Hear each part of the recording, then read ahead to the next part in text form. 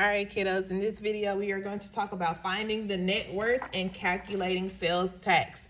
What you need to know about net worth is that an asset is a resource such as property or cash that can be sold or traded for money, okay?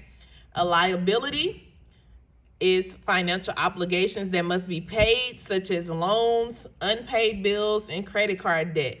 Net worth is used to describe one's financial standing, okay?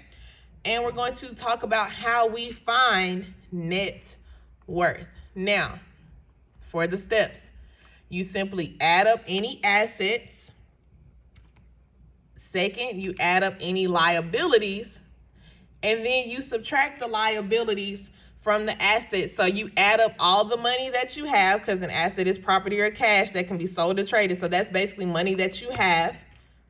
And then you subtract all your bills, loans, and your credit card debt, okay? And then once you do that, your net worth is your answer. So let's talk about some examples of assets and liabilities. Assets are things like cash, savings, stocks. If your car is paid off, that's an asset. A tablet or clothes, okay? Those are all things that you own and that you have. Those are things that add to you. Those are assets. Liabilities, cell phone bill, student loan, cable, a car, like if you have a car payment every month, a credit card debt, or a mortgage,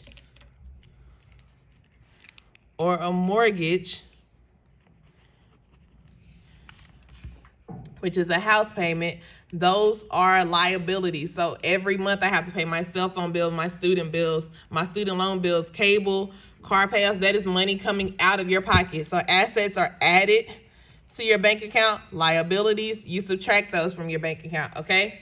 Let's talk about sales tax and calculating sales tax. To calculate sales tax, you have to first convert the number to a decimal, the percent. You convert it to a decimal. Then you multiply. We know how to multiply decimals from our last couple of videos.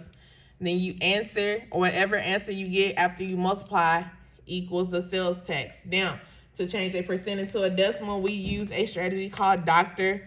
Pepper, okay?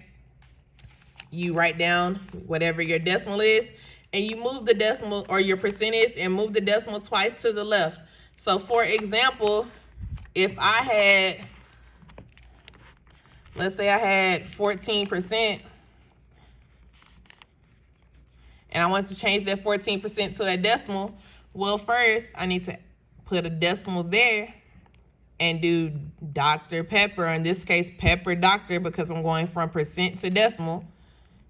Move your decimal 2 places to the left. 14% is equal to 14 hundredths. Sorry, 14 hundredths. But what if the number already has a decimal? Let's talk about it. If I had 3.2% and wanted to change that to a decimal, we'd use Dr. Pepper. Move your decimal 2 places to the left. New decimal, add a 0.